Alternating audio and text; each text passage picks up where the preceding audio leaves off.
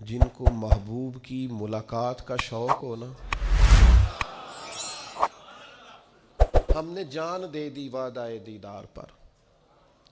ہم سے وعدہ کیا گیا تھا کہ تم مرو گے نا تو تمہیں دیدار ملے گا، تو ہم نے جان ہی دے دی وعدہ دیدار پر، جان ہی دے دی وعدہ دیدار پر۔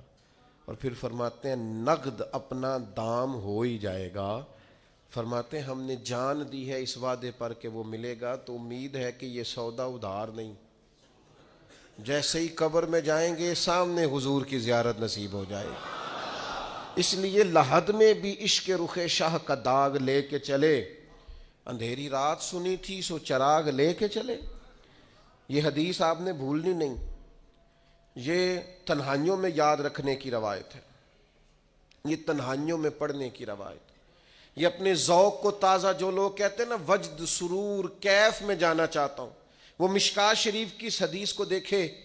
اللہ کے حبیب علیہ السلام نے فرمایا لوگوں میں تمہیں بتاؤں قیامت کے دن اللہ تعالیٰ بندوں سے پہلا سوال کیا فرمائیں گے اور بندے اس کا جواب کیا دیں گے؟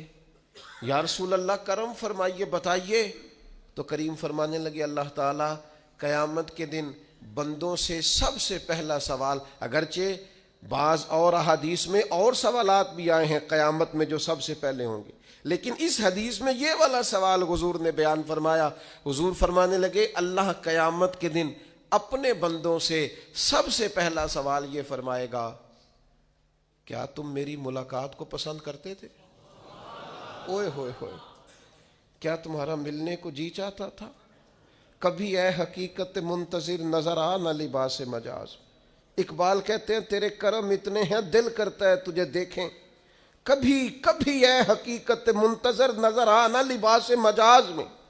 لاکھوں سجدے تڑپ رہے ہیں میری جبین نیاز میں، تمہارا دل کرتا تھا مجھ سے ملنے کو؟ حضور فرماتے بندے عرض کریں گے مالک بڑا دل کرتا تھا۔ تو پھر اللہ فرمائیں گے یہ گفتگو کی معنویت تو دیکھو یار، اس کا حسن تو دیکھو۔ اللہ پھر پوچھیں گے کیوں دل کرتا تھا تمہارا؟ دل کرتا تھا تو کیوں کرتا تھا؟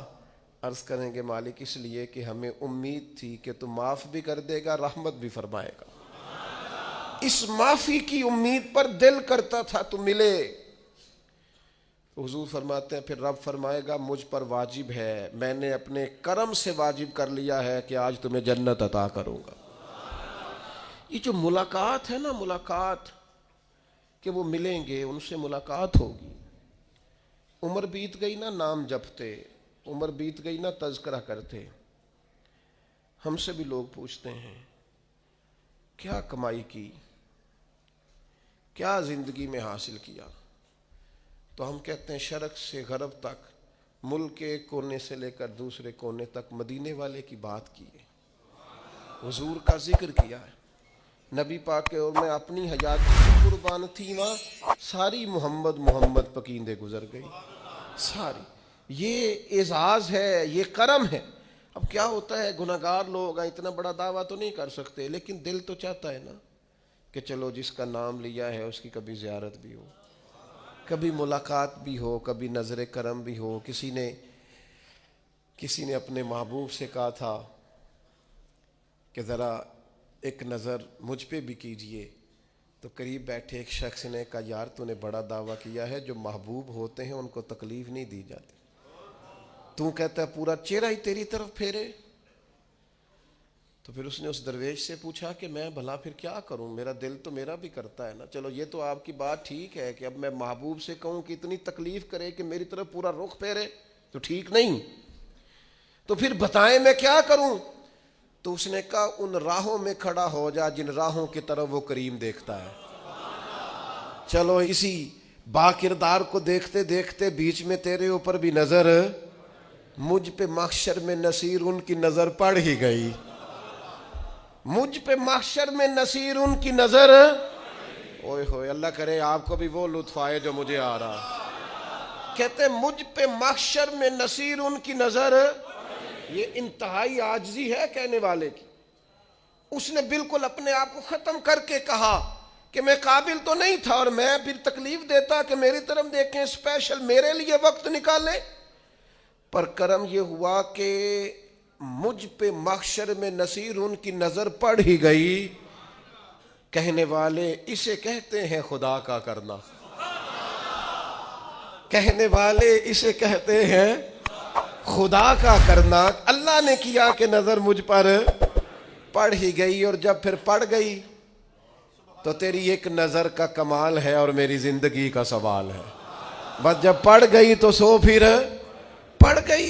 موت سے وہ بندہ کبھی نہیں ڈرتا جسے ملاقات کا شوق ہو، ملنا چاہے داتا علی اجویری سے اور موت سے ڈرے، ملنا چاہے حضرت غوث پاک جیلانی سے اور پھر موت سے ڈرے، زندگی گزری ہو علی علی کرتے پھر موت سے ڈرے، عمر بھر سیدنا عثمان غنی کی سخاوت کی بات کی ہو اور پھر جنت میں جا کے ان سے ملنے کا شوق پیدا نہ کرے، ساری زندگی سیدنا فاروق کا عدل بیان کیا ہو، ساری زندگی ان کے انصاف کا تذکرہ کیا ہو، پوری امت کو بتایا ہو کہ اگر جینا چاہتے ہو تو عمر کے رستوں پر چلو، اور پھر یہ موت سے ڈرے اور مر کے جناب فاروق اعظم کی زیارت کو پسند نہ کرے، جسے صدیق کی وفائیں یاد ہو، جنہیں جناب ابو بکر صدیق کا عشق یاد ہو، وہ پھر ان کی زیارت نہ کرنا چاہے اور ساری عمر حضور کی نعت پڑھی ہو۔